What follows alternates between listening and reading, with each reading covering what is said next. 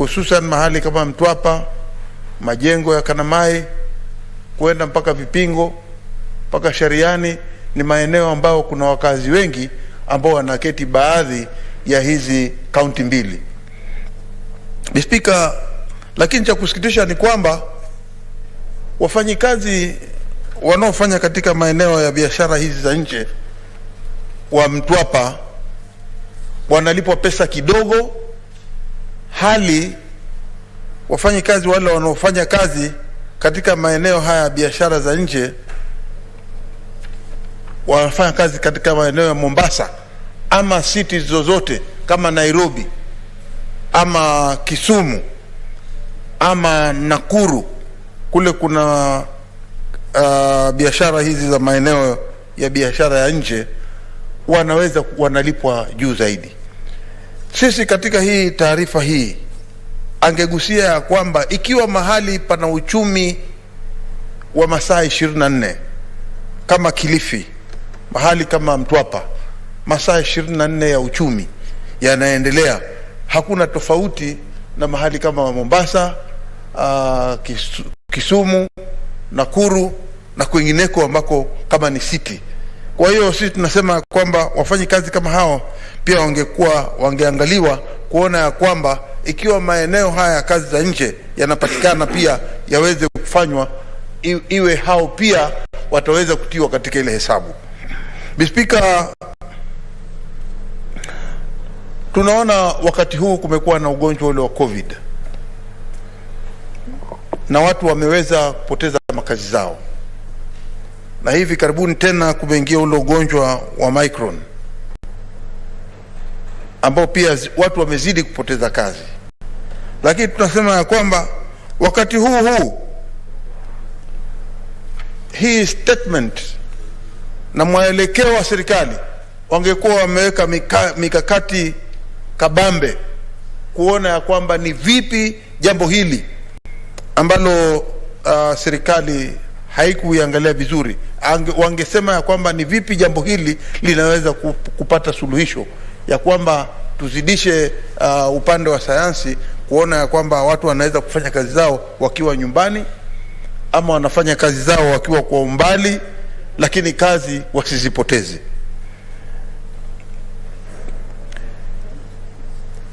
Speaker, tukija kwa upande wa pesa ambazo zinakwenda katika serikali zetu za mashinani, tunaona ya kwamba bidii ama juhudi katika kupunguza yale madeni ambayo yanakumba serikali za mashinani hazitoshi. Speaker, tunaona ya kwamba ni jambo la kusikitisha, serikali zile zetu za ugatuzi zote 47 hakuna serikali hata moja ambao haina shida ya kutolipa madeni. Wengi wamekuwa wakifanya harakati zao katika serikali zao, lakini tunaona madeni ya kaunti yanaendelea kupanda kila uchao, na hili si jambo ambalo linaonyesha picha nzuri. Speaker, tukiangalia kwa upande mwingine, madeni yale ya kulipa yanalipwa ya kupendelea. Wengine wanalipwa, wengine hawalipwi. Watu wamechukua madeni hivi sasa, wamekwenda kwenye bank, wamekwenda kukopesha kila mahali, wameweza kukopesha, lakini pesa zikipatikana zinapokwenda katika serikali za mashinani, serikali zetu za county hazigawanyi zile pesa kulinganishana na ile ratiba ya wale watu ambao wamefanya kazi kwanza walipwe, alafu wale wengine baadaye. Kunakuwa na mapendeleo. Sasa kuna wengine ambao wamefanya zile kazi na wameweza kupeleka risiti zao na imeweza kupasishwa ya kwamba wameshalipa yale madeni, lakini utaona ya kwamba Speaker, wale wanaolipwa katika zile pesa zinazopatikana ama zinazokwenda katika serikali za mashinani wanaanza kufanya ubaguzi, na wale ambao wako na madeni kama madogo, hususan nikigusia wale ambao wanafanya biashara ndogo, wamejikakamua sana kufanya hiyo biashara, lakini ikifika saa malipo yao yanachelewa. Sasa utapata ya kwamba mtu amemaliza karibu mwaka mzima anaenda kwa county kila siku akiomba ya kwamba deni langu katika bank linazidi kupanda, na pande hii sasa sijui hata faida hakuna tena, niregesheni ile pesa ambayo mimi nilikopa ili kuwafanyia kazi nyinyi kama county. Kwa hiyo tunasema kwamba jambo kama hilo ni muhimu pia lingekuwa liko hapa kwamba lizingatiwe zaidi, ya kwamba wale wanaofanya kazi wanaofanya biashara na county wa kwanza walipo kwanza, watakaokuja baadaye walipo baadaye, badala ya kufanya mambo ya upendeleo. Speaker, tumeona katika ripoti hii pia ya kwamba kuna uzembe mwingi sana ndani ya serikali, ndani ya mashirika ya umma, na ndugu yangu Kibiru amefanya vizuri kuyataja yale mashirika. Shirika la kwanza ikiwa ni Kenya Power, shirika la pili ikiwa ni Kenyan, na tatu ikiwa ni Kenya Ports Authority, na la nne ikiwa ni KQ. Speaker, ni jambo la kusikitisha kuona serikali yetu inapeleka pesa nyingi sana katika makampuni haya, na makampuni haya kulinganishana na ule ukweli kama mashirika ya umma yanatakana kujiangalia yao wenyewe bila kusaidiwa na serikali. Yawe yanaweza wanafanya biashara na wanapata pesa na wanaweza kujiendeleza wao wenyewe ili iweze kupanuka, kama vile tunaona kama wale wa Emirates, tunaona wa Qatar, tunaona wa KLM.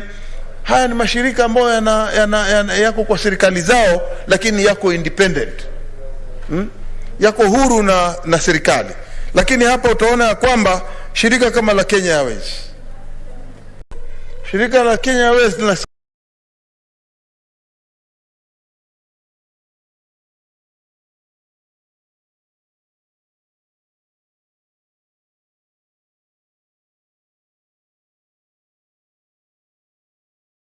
kitisha, kwa sababu ni shirika letu la ndege, ndio tunalipenda.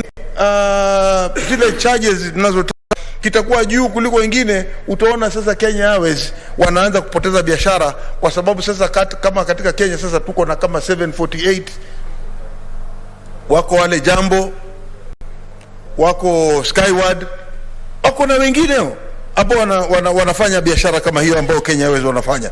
Kwa hiyo sisi tunasema tu ya kwamba uzembe ambao unatokea ndani ya Kenya Airways ni lazima urekebishwe, ili shirika hili liweze kushindana na hata ndege za mataifa mengine. Ukiangalia hivi sasa shirika la Kenya Airways haliwezi kushindana na watu kama Emirates, manake bei yao ni kama nusu ya wale ambao, kama unaenda Dubai ama unatoka Dubai unakuja Kenya, ukija na Emirates utalipa nusu ya ile nauli ambayo mtu amepandia Kenya Airways kutoka Dubai akija Nairobi, ama akitoka Nairobi akienda Dubai analipa nusu. Hiyo tunasema ya kwamba ni lazima iangaliwe. Shirika kama la KPA si shirika ambalo saa hizi lingekuwa liko na madeni. Shirika la KPA katika ulimwengu wote, Speaker, tunaona mashirika yote ambayo yanafanya ya port, hata ukienda katika Singapore port, ukienda Dubai port, hao kwanza ndio wana support serikali. Lakini ni vipi sisi leo tukiona ya kwamba serikali lazima iende itie mkono iangalie vile inaweza kusaidia KPA? Ni kwa sababu ya uzembe na ufisadi kule. Speaker, la mwisho ambalo ningependelea kulitaja pia ni kwamba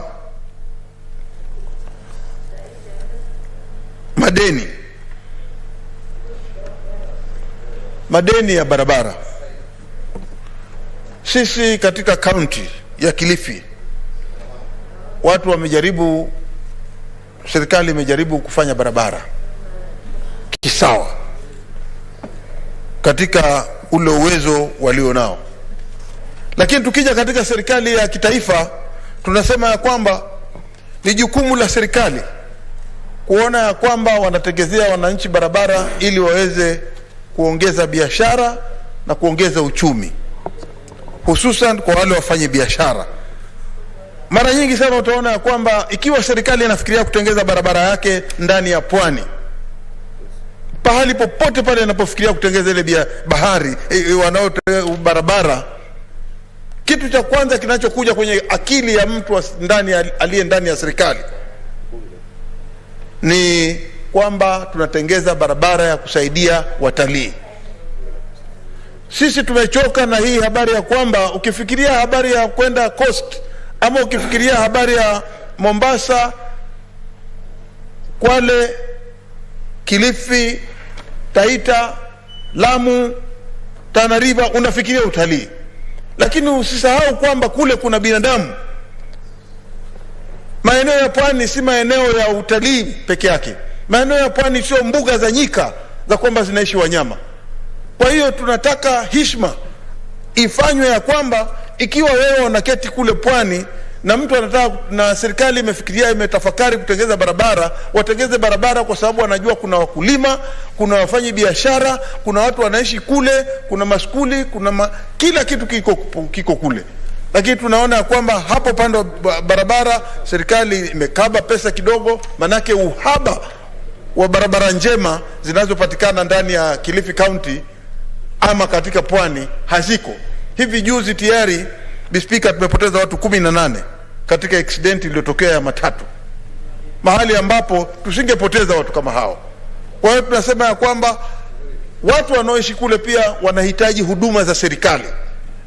Watu wa Kilifi wanahitaji huduma za serikali ili wapate barabara nzuri, na alafu tusiwe na maajali yanayotokea barabarani na kuweza kupoteza maisha ya wapendwa wetu. Speaker, nataka kusema kwamba la mwisho ni kwamba ndugu yangu landlord ameleta ripoti yake hii, na mimi naunga mkono kwa sababu ni ripoti safi, ni ripoti imetupatia nafasi ya kuangalia viegezo vile ambavyo tunaweza kuongeza uchumi. Asante Speaker.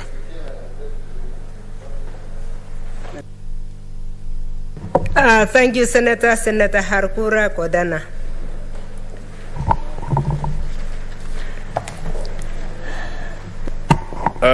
Thank you, Madam Speaker, for giving me this opportunity to contribute to this debate on this motion on the Finance and Budget Committee on the Budget Policy Statement 2022. Madam Speaker, this House has been involved in the discussion with this budget policy statement for a long time, since the inception of the Second Senate. But one question I've been asking myself is this an academic exercise, or we're actually contributing anything to the budget making process? Because we have been discussing year in, year out this issue, and I don't think our views have been taken. Treasury does not consider what comes from Parliament, much less what comes from Senate, because they know once they prepare the budget, it doesn't come to us.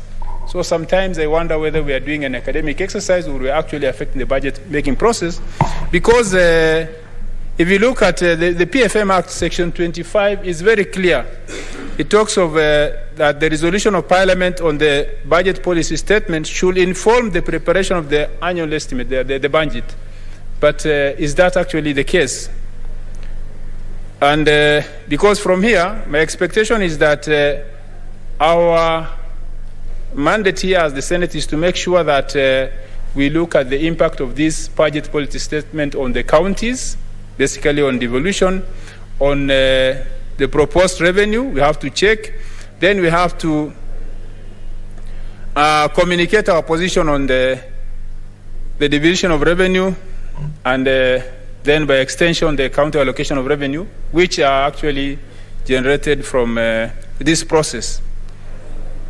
Madam Speaker, assuming that what we are discussing here will have any impact on the budget making process, because it has not had it before, the budget estimate for this year has shown an increase of about 9.2%, from 3 billion to 3.3. But if you look at what we have gone through, it's very clear that we should look at the times we are living in, and we should not have had this kind of budget increase, because what it basically will mean is just that we are going to borrow more. Last time, the revenue collected, if we look at what is estimated here, we are estimating about 2.14 ordinary revenue, against what is actually projected of 1.9. So even what is given in the budget policy statement is not realistic. It's not even in line with the estimates which are there. But that will mean that there will be more tax on Kenyans, because that will be the other way of raising it. But even at the end of the day, assuming we are going to raise the 2.1, with a budget of 3.3, it means we have to borrow 1.2 from somewhere, 1.2 trillion.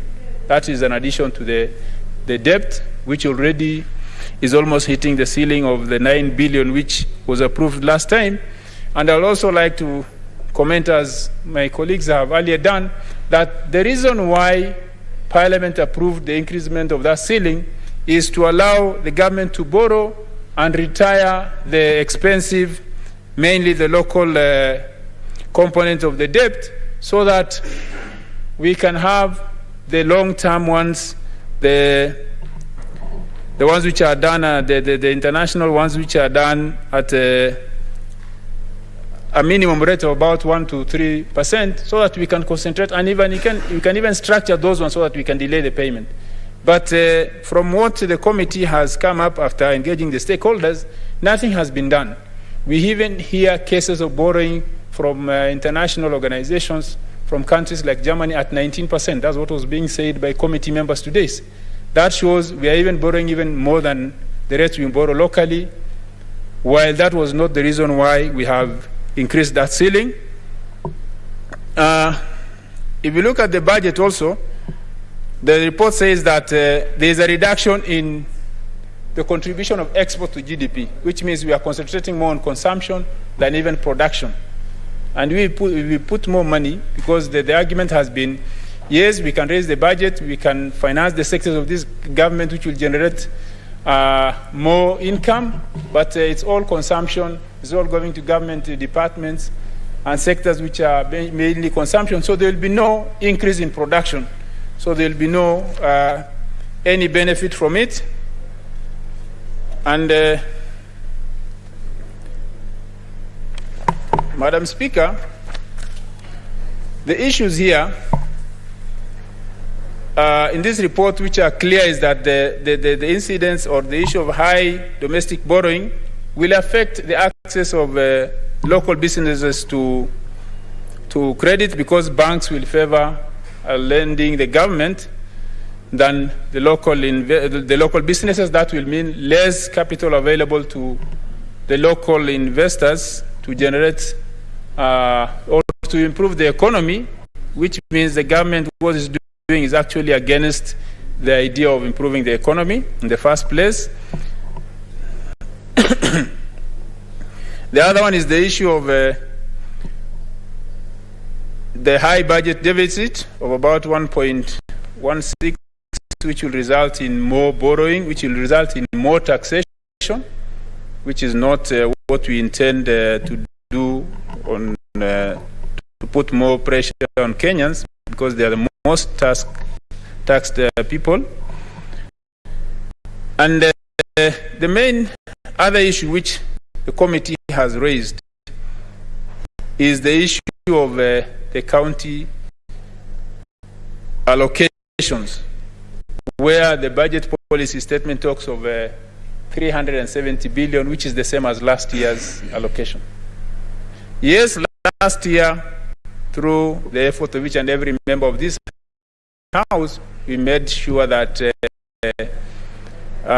we secured additional 50 billion shillings for the counties, from 316 to 370. But somebody somewhere seems to be punishing the counties because of the concessions this House got from them, because that's what I'm seeing. Because now, if the budget cannot be increased to the counties, that will mean that even as it has been said, it will even actually be less because of the inflation not being taken into account. So counties will get less, and devolution will suffer, because the budget has increased. If the overall budget has increased by 9%, and the revenue estimates also has increased, then what informs this idea of not adding any funds to the counties? That's why I agree with the committee.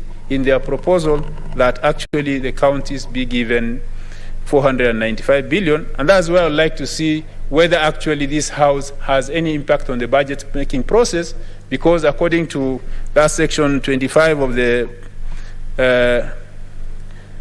PFM Act, then this is where our input should be seen, that there must be a change in the allocations given to the county, or what the budget policy statement says about the county allocation of 370 billion. Then also there is the other issue of last year we had, in passing the CARA, we did not include conditional grants, on the understanding that there will be a different law, there will be a different mechanism of releasing the grants to the counties. And up to now, nothing has been released. And these grants affect major sectors like health. They affect sectors like the development of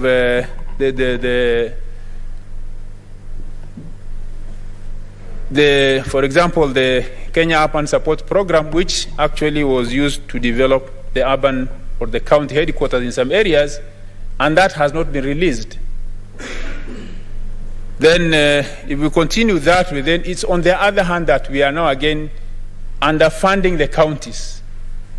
Because if the 370 is stagnant, the conditional grants are not released, then that means we are literally just strangling the counties, and we should not be part of that kind of a process as this House, which is here to protect the counties and their governments.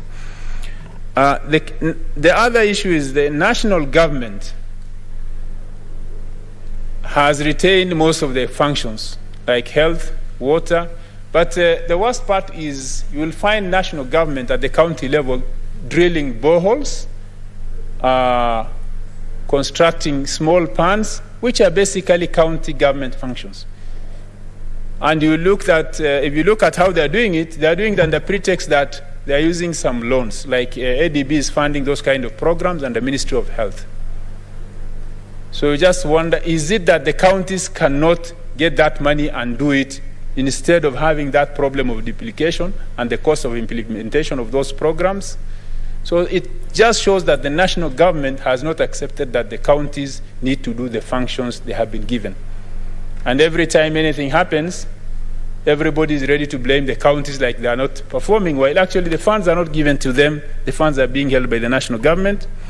In the case of the road sector, you'll find that the national government maintains its own funds for maintenance of roads, like the Road Maintenance Levy Fund.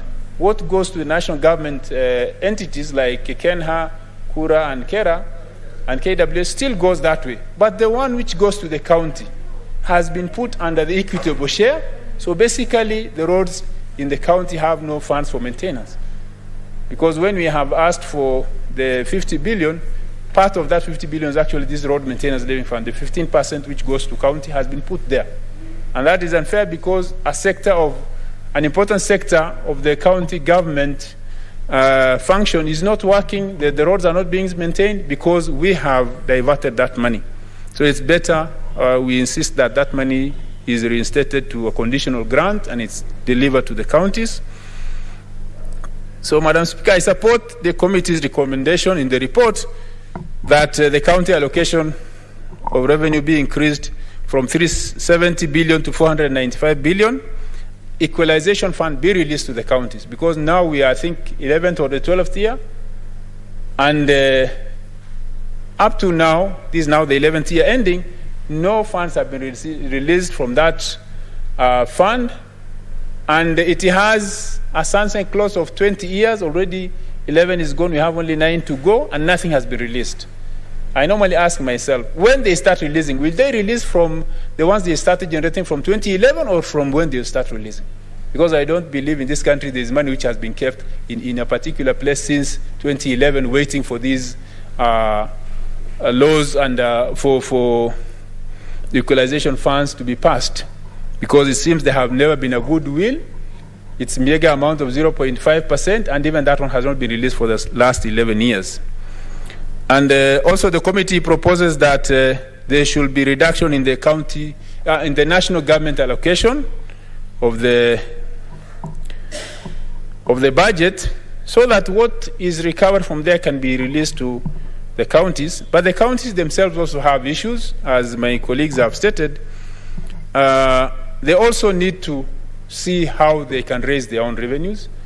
Having had the benefit of being in the County Public Accounts and Investment Committee, you realize that the county governments are not serious on their own source revenue generation, while they have more capacity than the previous local authorities.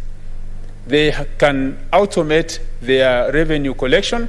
They have the capacity to employ more staff to collect revenue.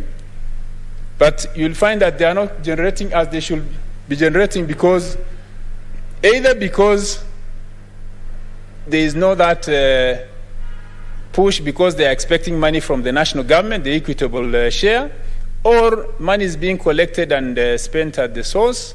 And to make the matters worse, governors are not ready to be audited or to be oversighted by Senate at that level. I think there are even court cases to the effect that Senate should not oversight the counties on their own source generated revenue.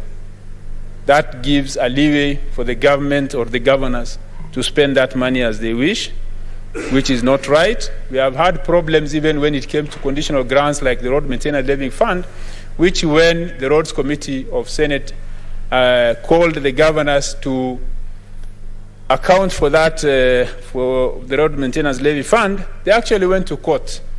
And now I think we have an order barring the Senate from oversighting the county governments on that funds which we allocate.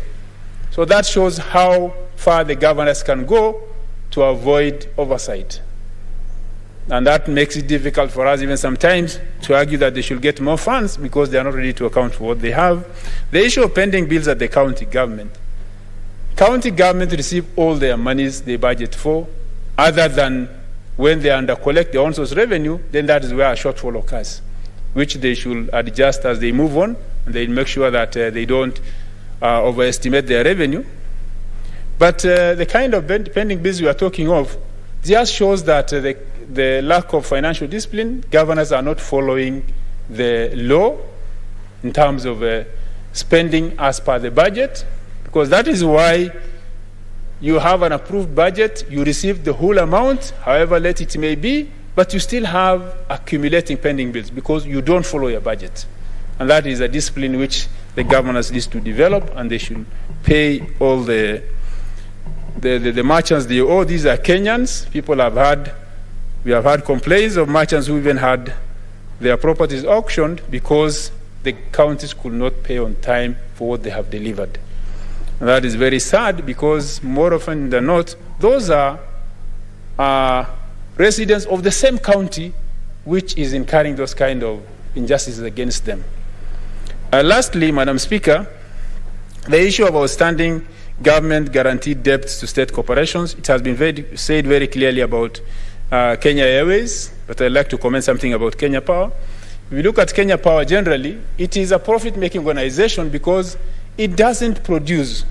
It buys power from the power producers and it sells to the consumers at a higher price. So it's supposed to be making profit. But because of corruption which has permeated all parts of the institutions of government, the procurement sector of the Kenya Power has been one of the most corrupt, and we know very well the issues of purchasing equipment which are not usable, like the transformers. That's just money being lost, to the extent that that kind of an organization, which has very little input in terms of production, which just buys power and sells, is making losses. I'd like to comment on a case like, because it all comes from the power purchase agreements they have with the independent power producers, where we have seen the biggest generator of power here, Kenyan, is being paid less than the independent power producers several times because of the agreements they have. There is a case which has been in the news maybe in the last 2 months, the case of the 18 billion shillings which we are paying to our independent power producer that's Lake Turkana Wind Power Project, because of what they call deemed generated electricity.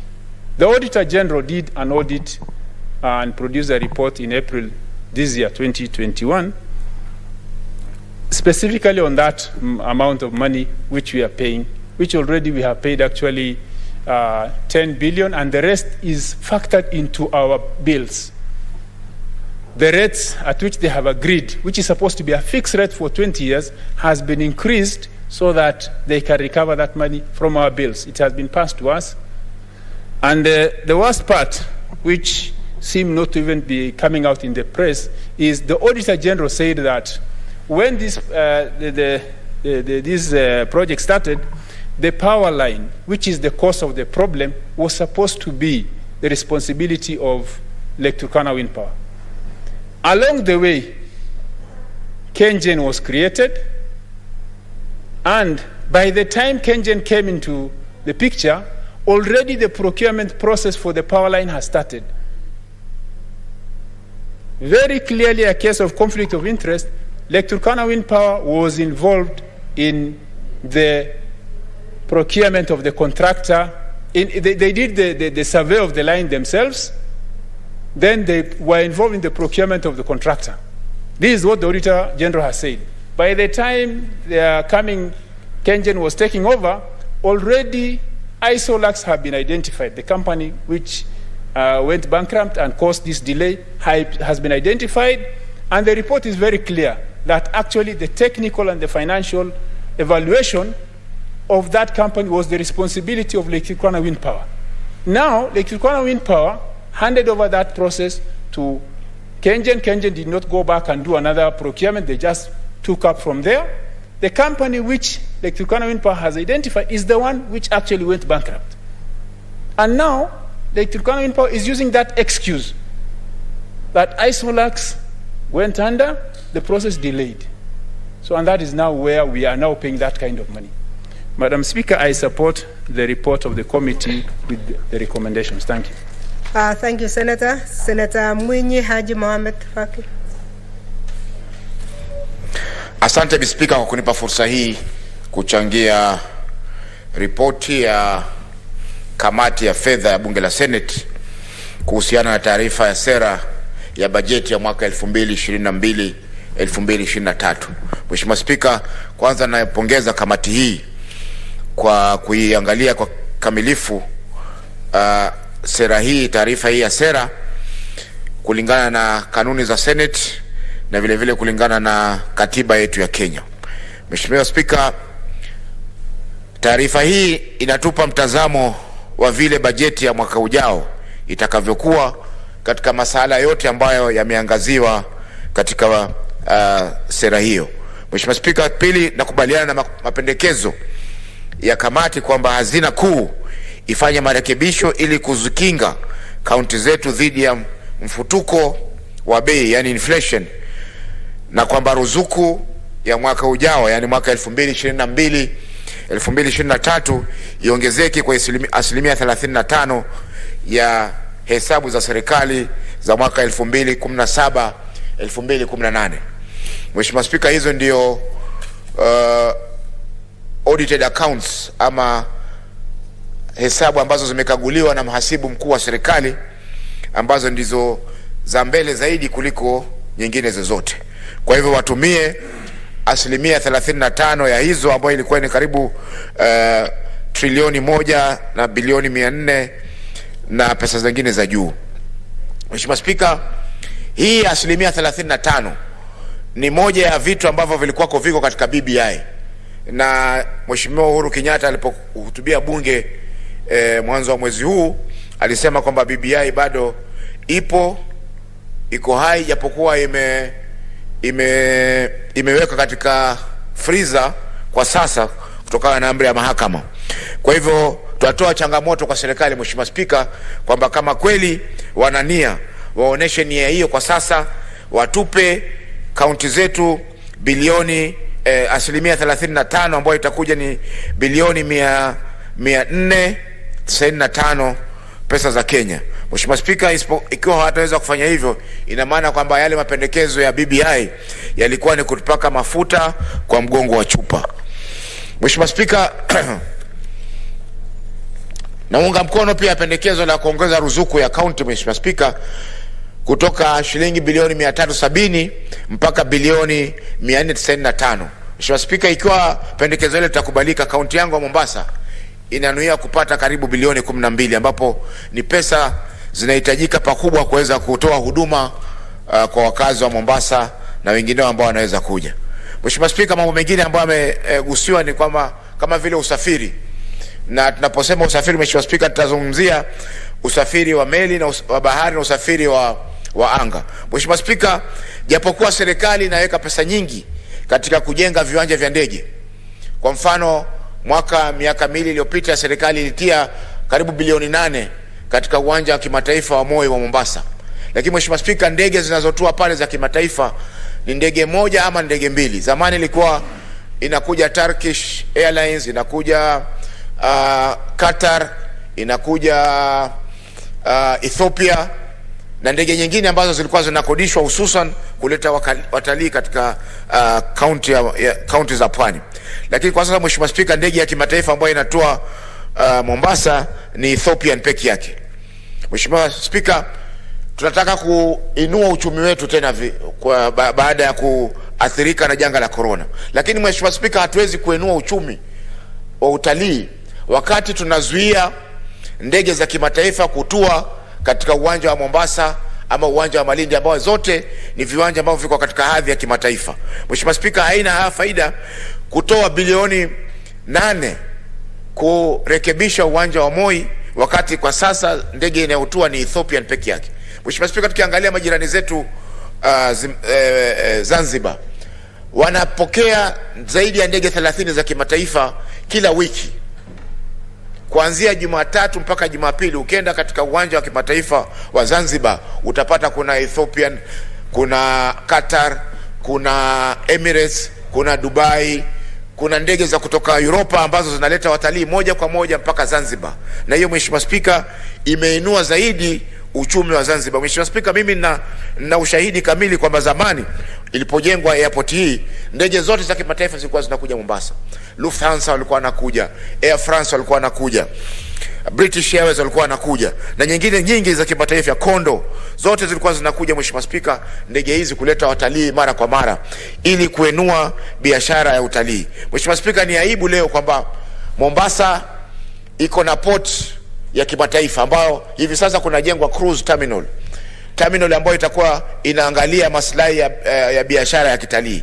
Mheshimiwa Spika, kama ingekuwa ndege za kimataifa zinaruhusiwa, mtalii anaweza kuja na ndege akarejea na meli, mtalii anaweza kuja na meli akarejea na ndege kwa ile sehemu ambayo anatoka, na hiyo itainua zaidi uchumi wetu na biashara yetu ya kitalii katika kaunti ya Mombasa na kaunti jirani. Mheshimiwa Spika, Kisumu pia wana uwanja wa ndege wa kimataifa, lakini ndege inayotua nafikiri Kisumu ni Kenya Airways peke yake, na hawa Jambo na vile vile Fly 748.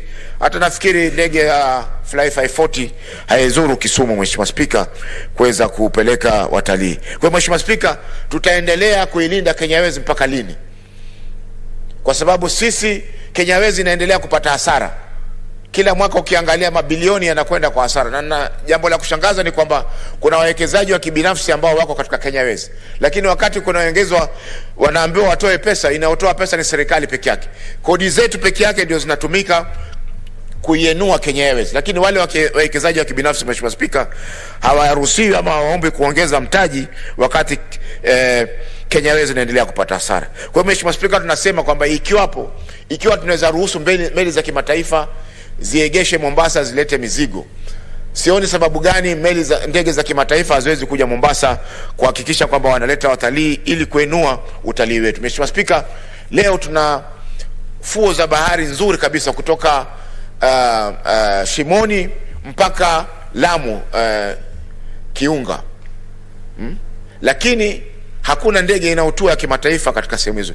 Na ukiangalia utalii wetu Mheshimiwa, mbali na ufuo wa bahari, tuna mbuga za wanyama za Savo na nyinginezo ambazo ni vivutio vikubwa vya kimataifa kwa masuala ya utalii. Mheshimiwa Spika, vile vile bandari ya Lamu ambayo ni bandari ya kimataifa mpaka sasa bado haijaweza kuanza kazi kikamilifu. Na hii inatakana serikali ipeleke wawekezaji wa kibinafsi kule Lamu ili wahakikishe kwamba biashara imeanza kukua katika Lamu, ama sivyo itakuwa ni ile Waingereza wanaita white elephant ama ndovu mweupe ama nzi mweupe ambao ni nadra sana kupatikana. Kwa Mheshimiwa Spika, tunasema kwamba serikali kama ina nia ya kuinua biashara, watafute wawekezaji wa kibinafsi waende wakainue biashara katika bandari ya Lamu, kwa sababu hiyo ndio bandari ambayo kwa sasa inahitajia biashara kwa kikubwa. Mheshimiwa Spika, ile mipango ya kubinafsisha container terminal 2 Mombasa isimamishwe, kwa sababu biashara kwa sasa ni nzuri na watu wanapata faida. Kwa hivyo hatuoni sababu gani serikali binafsishe kitu ambacho kinapata faida. Kenya, Mheshimiwa Spika, ina ufuo wa bahari mkubwa, lakini hatuna shirika la meli. Hatuna meli hata moja ambayo tuamiliki sisi. Kwa hivyo sioni sababu gani Kenya hawezi siachiliwe kufa kifo cha kawaida, kwa sababu ni njia moja ambayo pesa za serikali zinaliwa bila ya kuchunguzwa na mhasibu mkuu wa serikali. Habari kwamba kuna meli moja ambayo imebeba mabaki ya sumu ya nuclear kutoka Ulaya zinakuja kutupwa Afrika. Mheshimiwa Spika, meli hii kufikia jana ripoti zilikuwa kwamba ilikuwa iko katika bandari ya Mombasa.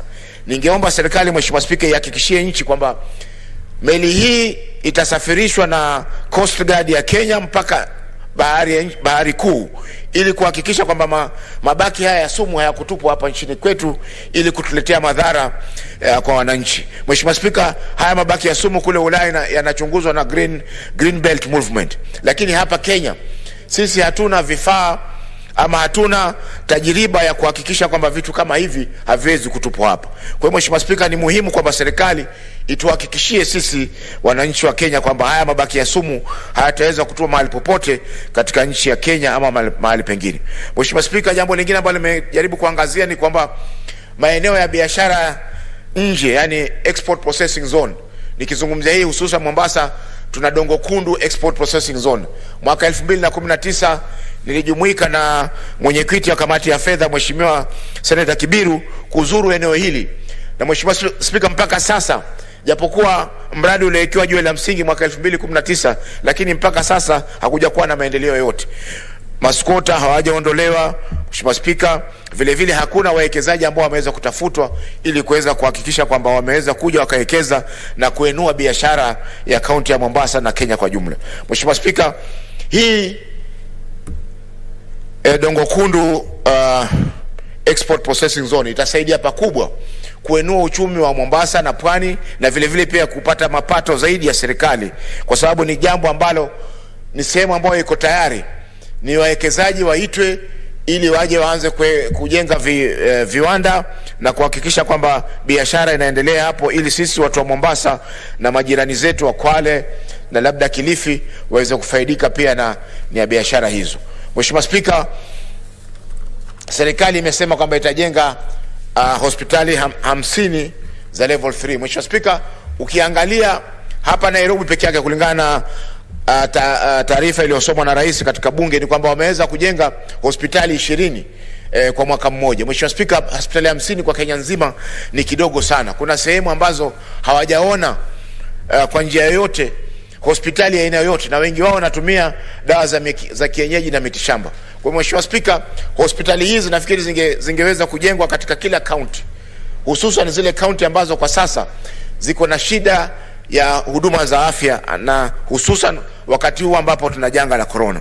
Mheshimiwa Spika, kwa kumalizia ni kwamba naipongeza kamati hii kwa kazi nzuri waliweza kufanya, na twasisitiza kwamba afisa mkuu wa Treasury, yani Cabinet Secretary ambaye ni msimamizi wa masuala ya fedha, azingatie yale mapendekezo ambayo yametolewa na kamati hii ili kuhakikisha kwamba kamati hii haichukuliwi ama na bunge hili la Senate haichukuliwi kama ile tunaita rubber stamp, ili kufanyiwa tu kwamba wamefanya tu kama ada, lakini yale ambayo yamependekezwa na yale ambayo yameshauriwa katika kamati hii ya fedha, Mheshimiwa Spika, hayatazingatiwa. Ni muhimu azingatie, tuhakikishe kwamba bunge hili la Senate linachukua sehemu yake katika taasisi za kitaifa ambazo zinaangalia mambo kwa undani na vile vile pia kuhakikisha kwamba usawa unatendeka. Asante Mheshimiwa Spika kwa kunipa fursa hii. Thank you. Finally, Senator Mutama Agnes Kabindu.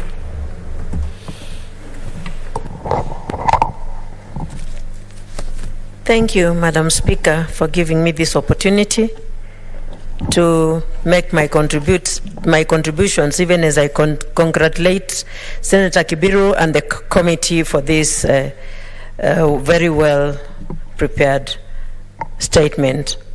Madam Speaker, I want to comment on just few items.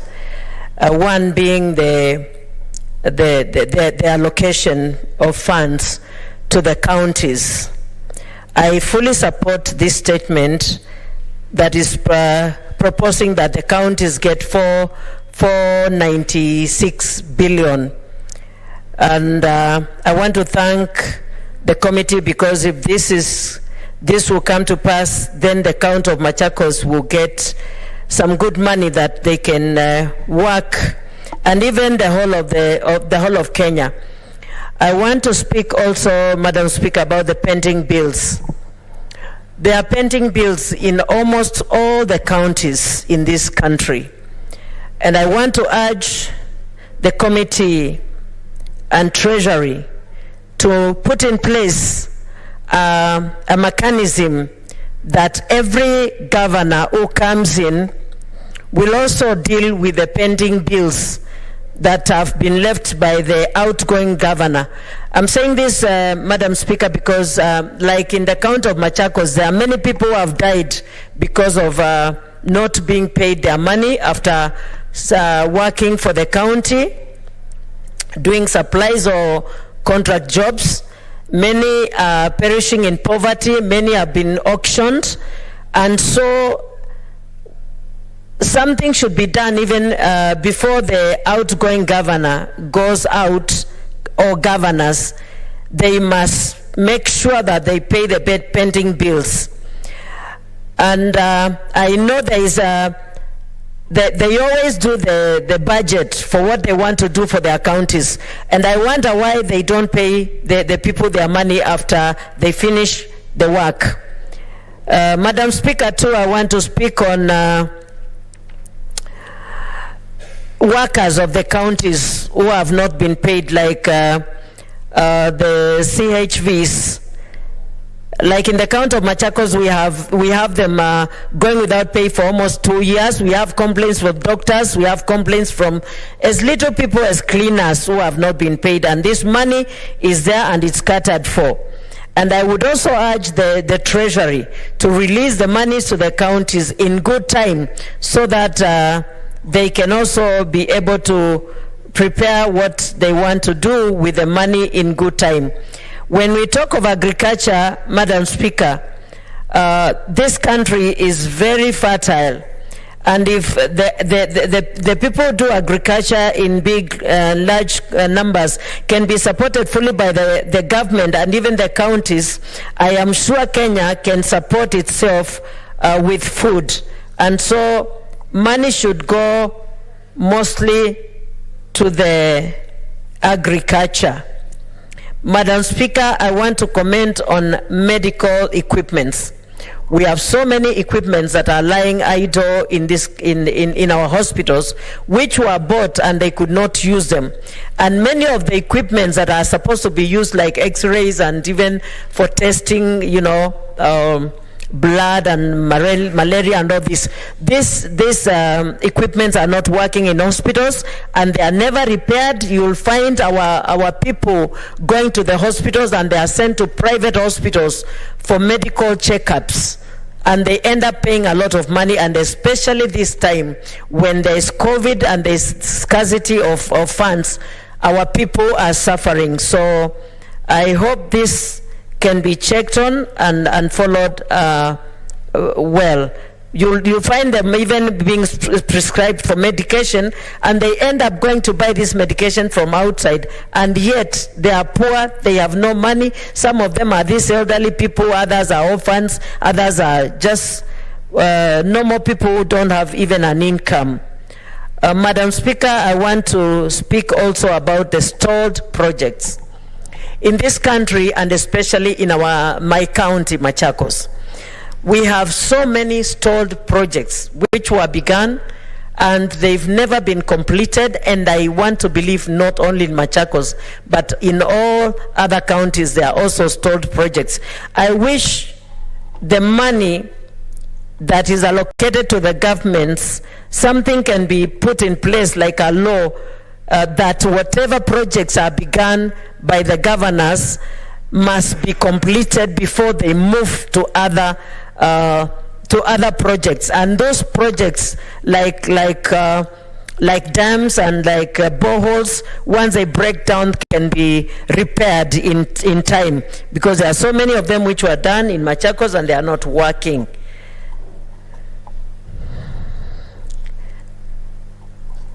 Madam Speaker,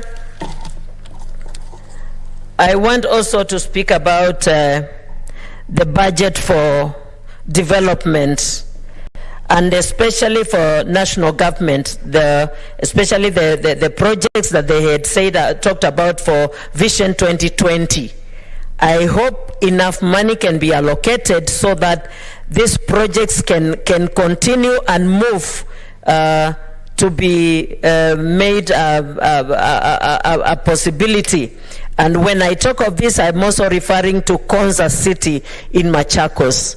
If it can also be completed and work there continue, so that we can complete it by 2030 as part of the Vision 2030. Thank you, Madam Speaker.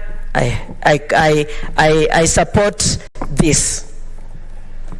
Thank you, Senator, and thank you, Senators, for your contributions. That brings us to the end of the debate. I now call upon the mover, who is the Chairperson, Standing Committee on Finance and Budget, Senator Biru, to answer.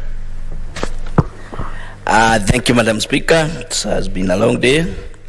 Madam Speaker, I beg to reply, and as I reply, Madam Speaker, I would want to recognize the contribution that has been made by almost over 12 senators, which is very commendable. And to begin with, I want to start with the Senator number 6, who is still present, Senator Olekina. And I say, asante sana, thank you so much, Senator Olekina, for your insights that you have given the committee. And specifically, when you talk about where the statement, the budget policy statement is talking of increasing the domestic borrowing. I think it is something that we have noted, and to not go into vain. And having said that, we would be requesting you to reconsider your position. You are opposing the statement, so that at least we can take money to the counties. If you look at the statement I gave, NALOC stands to gain if we stand together and push when dollar comes.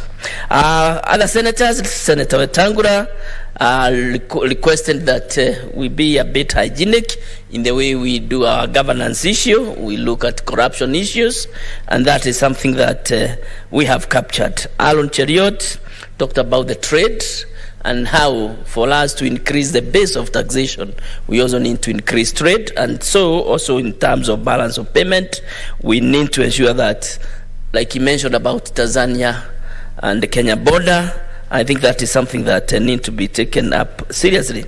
Senator Kajwang also talked about the accountability, and more specifically he looked at the issues of pending bills, all source revenue, and he said that probably when we come back, we should be looking at counties that are refusing to take seriously the issues of pending bill, and maybe invoke the Article 225 of the Constitution and ensure that we do recommend to the Treasury to stop disbursement to those counties that are not following that trend, and especially now that we are on a transition and we have governors that are leaving.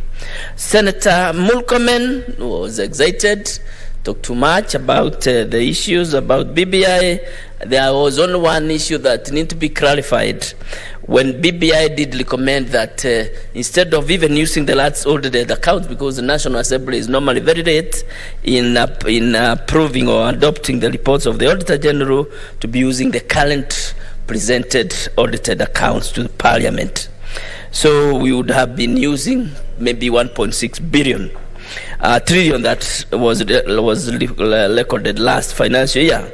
Senator Wabua talked also, and we thank him, and he brought in the issue of the former councillors, and I think it is something that we would want to recommend that the National Treasury takes it a bit seriously. And because we passed a motion, I think it is only fair that they respect our issues. Dr. Musuluve also came up strongly. Senator came up strongly. Halugula, Senator of Marsabit, also came up very strongly and talked about timely disbursement. And all the senators did support the 495 billion. And I hope those who are listening can listen and hear that the Senate is ready to play its role in ensuring that the counties get their rightful share of 495 billion come next year. Senator Faki, who has just spoken, has come up and he has also talked about issues of business and expanding business. I can't agree with him more. Talking about how we should be able to allow international flights getting to Mombasa. In doing so, we are increasing the revenues that come into this country, because we'll have direct flights to Mombasa and probably increase the number of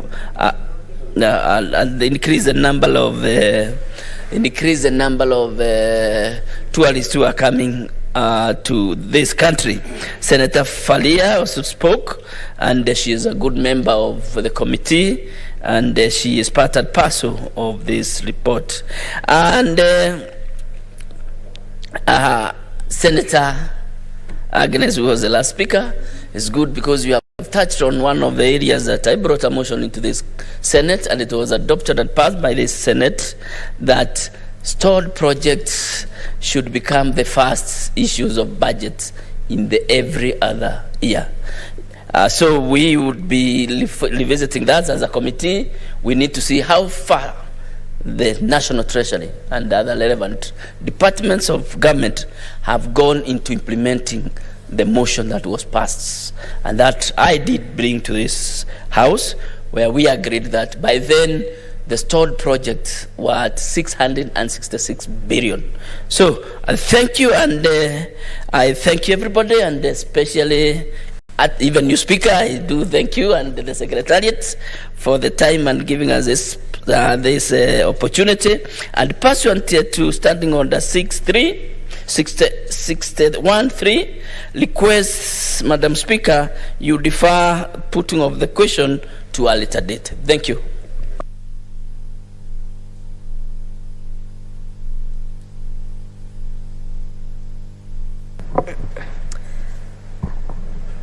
Thank you, Senator Kibiru, for that good response and articulation.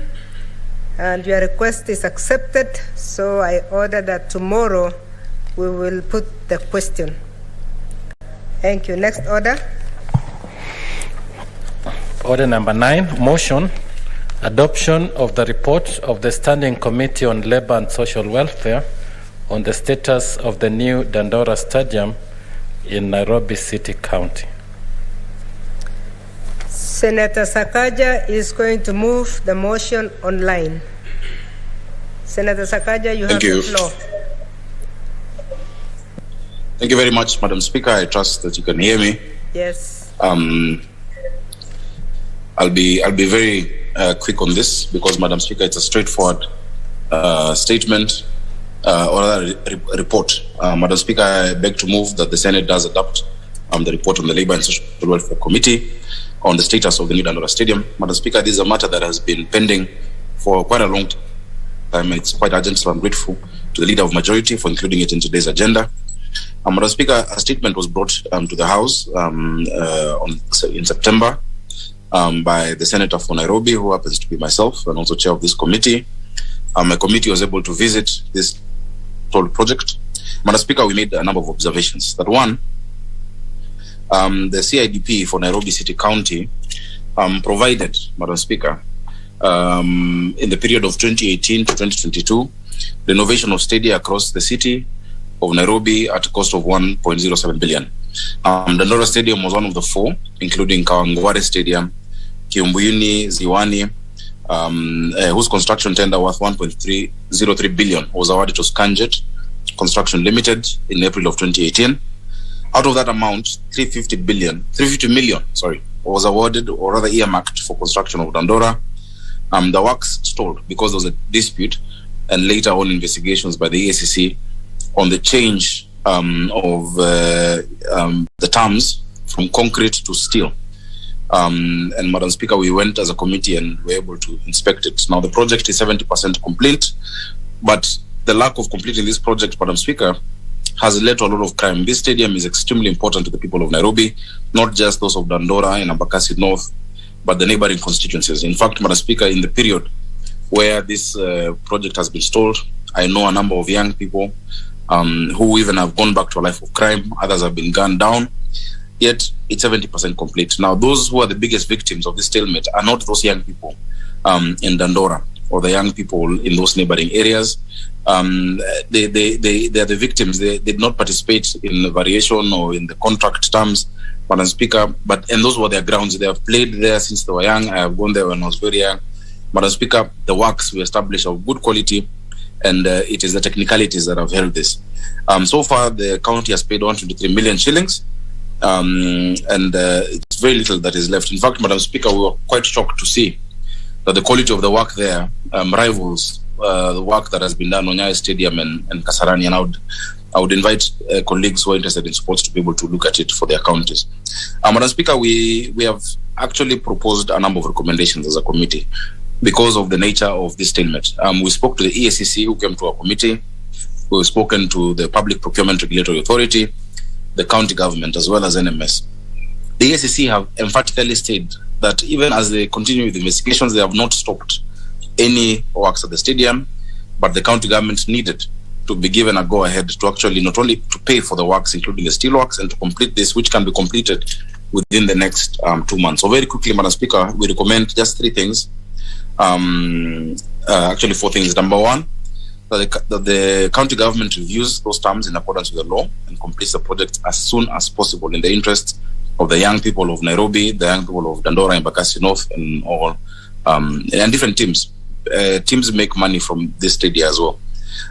They even kiosks there and different avenues for economic engagement. Number 2, the due to public interest that the EACC concludes its investigations on the matter as works at the stadium continue, that we can chew gum and walk. It is not either or.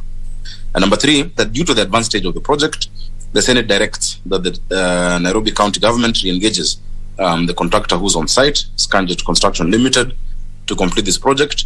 And Senator, the committee, or rather just take a pause. There is a point of order from Senator Olekina Ladama. Thank you, Madam Speaker. Madam Speaker, I hate to disrupt my good friend, Senator Sakaja, but I know Senator Sakaja to be a stickler to the rule of law, to our standing orders, and under the Speaker's rules, a senator shall be dressed properly. And when I look at him, he is not wearing a tie. And this is a very, very serious matter, because even though we allow online contribution, I think it would be proper for him to be dressed in a tie. Madam Speaker, he has to wear a tie so that he can continue moving his motion. I thank you, Madam Speaker. Senator Sakaja, I had not noticed that you are very casual today. What happened to Madam you? Speaker, my apologies. I seek your indulgence. The reason I'm not there is that I'm actually recuperating, and at the facility I might not carry a tie. I have mastered strength to come move this report because of how important it is. I seek your indulgence just for now. You know I am always properly before you. Are you saying your sickness has to do with your neck? I'm saying people don't carry ties to hospital. Sorry? People rarely carry a tie to hospital, Madam Speaker. I've not been able to. So you are in hospital?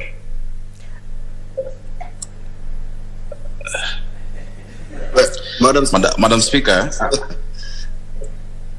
Yeah, please satisfy the members that you are in hospital and so you don't have a tie.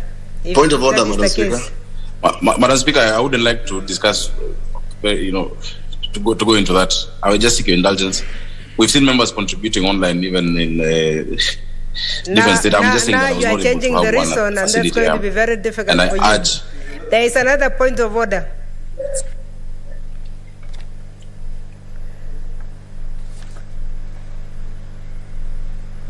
Madam Speaker. Yes, Senator Mutula. Yes, Madam Speaker, allow me to confirm that I was with Senator Sakaja in Dubai. I left before him, but he is unwell. And if he says it is in hospital, I can confirm that he is actually in hospital. So I think use your discretion under Standing Order number 1. If in fact he has managed to actually move this motion, I'm very surprised because I didn't even expect him to join this meeting. Thank you, Madam Speaker. Point of order, Madam Speaker. I'm seeing another point of order. Who is that? Madam Speaker, this is Senator Kajwang. Yes, Senator Kajwang. Madam Speaker, I know the Speaker's rules do not define how a tie should look like.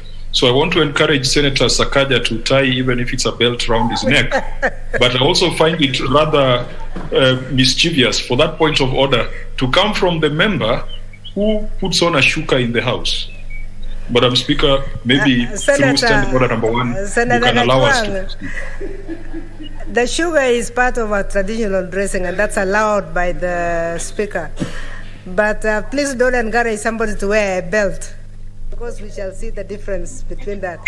Our honorable senators, because of the intervention of Senator Mutula, I want us to believe that yes, he is unwell because we are looking for a witness, if not a hospital. So Senator Sakaja, we allow you to complete and poll for your sickness. Thank you, Madam Speaker. I'm much better, and I thank you for your indulgence. And maybe members in future, you warn us in advance so that we don't have to interrupt your discussion. Warn us in advance that you are indisposed. Yes. I had alerted the Secretariat, Madam Speaker, this morning. Your staff. Madam Speaker, anyway, as I conclude, and I thank Senator Mutula for that confirmation. As you can see, I'm much better. We really were saying the last point was due to the advanced stage of the project that we actually, the Senate directs, and this is why we brought it as a motion, because we need a resolution that speaks with authority. We direct the Nairobi County government to engage its contractors currently at construction to complete this project and to pay for all works done, including concrete and steel works and the turf and what is in there. The people of Dandora were very excited when we visited them, together with Senator Umanga and Senator Kihika and the Labour Committee. And Madam Speaker, they were very, very happy to see the report laid. I want to recognize, now, Madam Speaker, as I conclude, the former governor of Nairobi City County, Governor Mike Sonko, because, Madam Speaker, he envisioned a project that people even of that area would not have envisioned. And the far that it went, Madam Speaker, is something commendable. Most people would take this to higher, income areas in the city.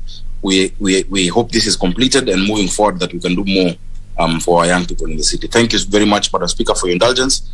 I beg to move, and I ask Senator Kajwang to second, Madam Speaker. Thank you. Though, Madam Speaker, I saw he has no jacket, so I don't want to come defend him. Maybe Senator Faria could second.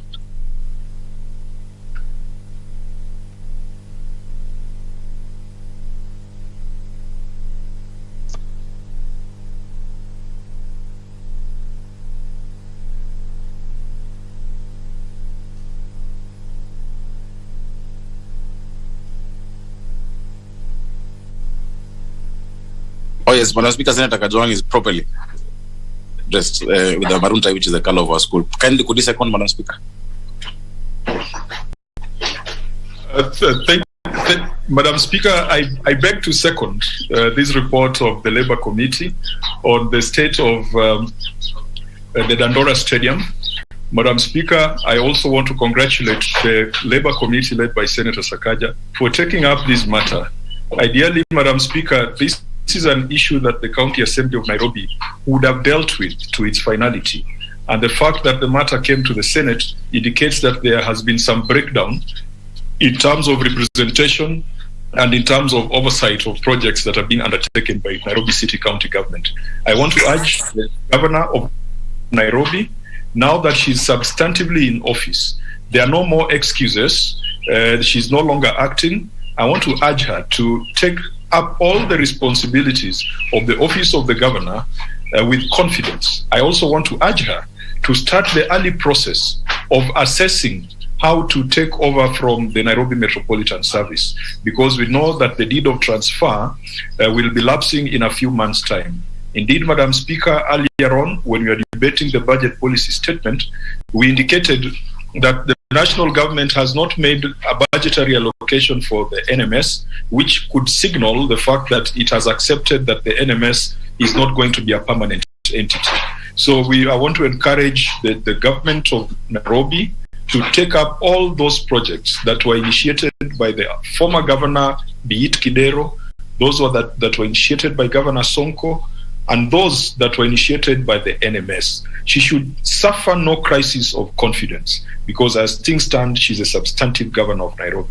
Madam Speaker, as I also second, I want to urge the Nairobi City County Assembly to also be more vigilant on some of these projects, because if the people of Dandora are not getting value, there is an MCA from that region who should be at the forefront of ensuring that that project is pursued to its logical conclusion. Madam Speaker, there has been a misconception that Nairobi City County belongs to the people of Nairobi. There is nobody like the people of Nairobi, unless you are going to refer to the Maasai community. Nairobi City County belongs to all of us, from Makueni to Marsabit to Turkana to Pokot to Vanga to Migingo, Madam Speaker. And so we must all join hands and make sure that Nairobi City County becomes a point of excellence that can then attract FDI, that can attract the best quality of life for its citizens and for its children. Madam Speaker, I beg to second.